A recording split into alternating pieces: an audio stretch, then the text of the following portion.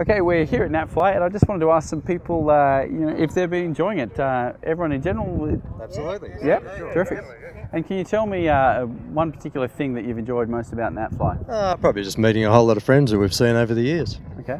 And yourself? And looking at some of the new planes that are being sold. Yes. Has anyone got a particular aircraft in mind that they enjoyed? Not really, most of them actually, and my biggest joy here is talking to people who've got the same problems I have. So, What's that, landing? oh no, engines mainly. Right, fair enough.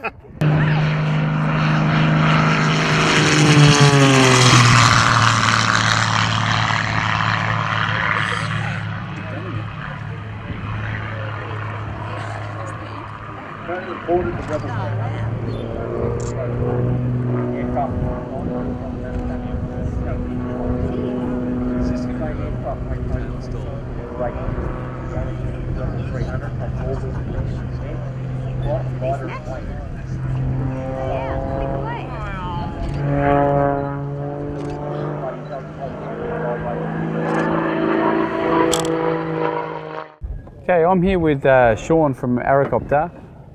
Sean, I just wanted to ask you, you're a fixed wing pilot and you're a helicopter pilot, so what makes a gyro so much fun for you? Gyros are very simple machines. They're cheap to run, very cheap to run. Aircraft like this is about $75 an hour fueled. They're compared to, say, a two-seat helicopter, they're half the price, a quarter of the price to run. They're very green. They use 18 litres an hour, so they don't chew up a lot of fuel. They're very fast. They can fly at just over 200 kilometres an hour, and extremely safe. They're not as complex as a helicopter. They're very easy to fly, easy to use, and easy on the wallet. Yep. But compared to the freedom of a helicopter, you still enjoy flying a gyro? I mean, there isn't, there's some subtle differences there, but there are subtle differences in all flying, from fixed wing to helicopters to gyros. But gyros, as you can see, there's no roof on it. It's like a convertible car or a motorbike. It's wind in the hair, and that's the fun thing about these things, is that you're out there in the elements, and it's such a lovely way to fly. Yeah, I have heard people refer to them as motorbikes in the sky. Yeah. One last question for you. I mean, obviously I don't need to ask you about stall speed. This is a gyro, right? Doesn't stall. Don't have to worry about engine failure? No. Well, if the engine stops, you actually pull your engine to land anyway. So it's basically a normal landing, but not one that was planned.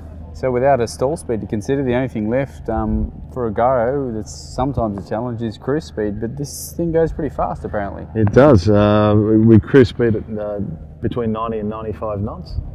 And with the new blades that are coming out in 3 months, we'll have a cruise speed of around 110 knots, which is about 235, 240 kilometres an hour. Terrific.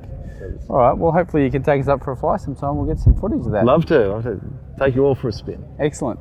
All right, thank you very much, Sean. Pleasure. Appreciate it. Damien, can you just tell me, how did you come to NATFLY? Where are you from? Well, I drove up. I'm hoping to fly back, okay. So that'll be fun. But yeah, just come over from Sydney for the weekend. One-way plane. Indeed, yes. Right. Okay. New invention. And have you enjoyed NATFLY so far? Yeah, it's been great actually. It's been really interesting. Yeah. And obviously you're a pilot yourself if you're intending to fly back, unless you're going to break some serious regulations.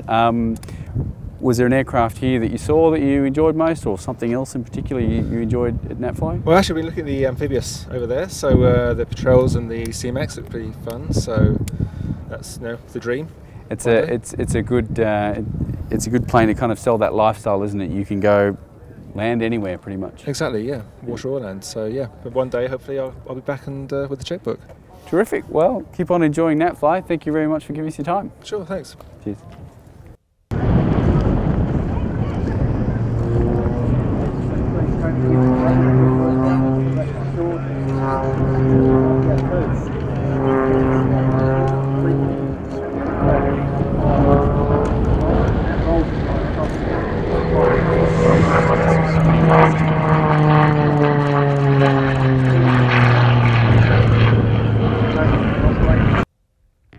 Okay, we're here with Gordon from EQ1 Wireless.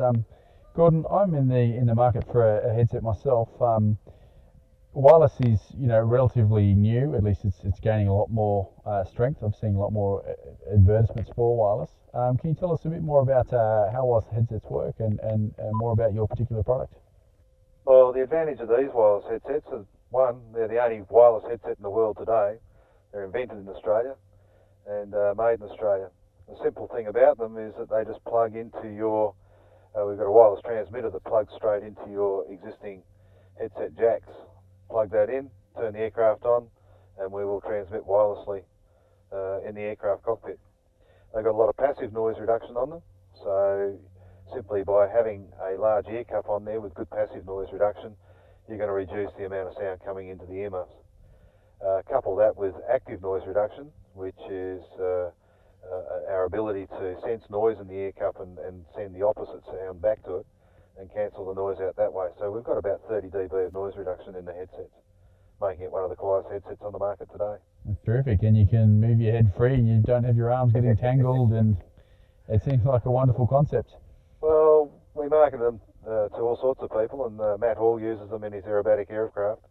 And the reason why he uses them in the aircraft is twofold. One, because they've got fantastic sound quality, and secondly, they're wireless. He's not going to get a cord around his neck, or getting in and out of the aircraft is very easy for him. Yeah, that's true. It probably helps a lot, particularly if you're doing some crazy stuff in an aircraft.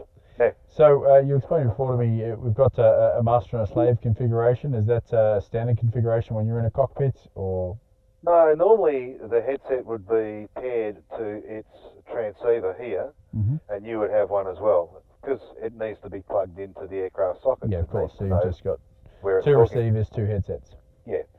But as a standard feature on all the headsets, we've got multiple configurations, and what we're configured to at the moment is what we call peer-to-peer communication. So we can use them outside of the cockpit. We can be doing a noisy operation, chainsawing timber or moving heavy machinery. One person can be talking to the other person in the high noise environment. So that's why we've got a peer-to-peer configuration setting. Yeah, I can see it. It probably has applications in other industries as well. Like you said, chainsawing, you can just have chainsaw gangs out there and be able to talk to each other without and be able to turn around. Yep, awesome stuff. Terrific. All right, well, thank you very much, Gordon. I appreciate your time. Not a problem at all. Sorry, your name is? Steve Turner. And are you enjoying NATFLY so far? Yeah, we have. We've enjoyed it. It's been a lovely day here. Turned on really nice weather for us. We've had no experience with aeroplanes whatsoever, and we've really enjoyed ourselves having a look around. I was going to ask, actually, so you're not a pilot yourself, but you've come along to see NATFLY? No, we know nothing about it. So. Brilliant. And are you local to Temora? Or yeah, we are. We live about 30 k's out on a farm. Ah, beautiful. Got a farm myself, but out at Bathurst.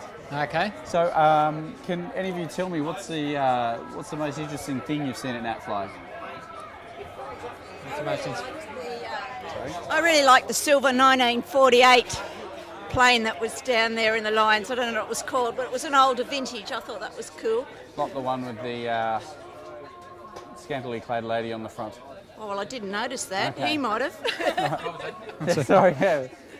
Back to him. No. I think all the different planes, different types of planes, from small helicopters to your traditional planes to those ragtop kites that you fly in, etc. That's been the interesting part. I think the recreational aviation is spread across about 4 different categories at least, and it just seems to be open and expand. It's great that you have you guys here and come along, even if none of you. So, any of you think you might go on and maybe go do your license?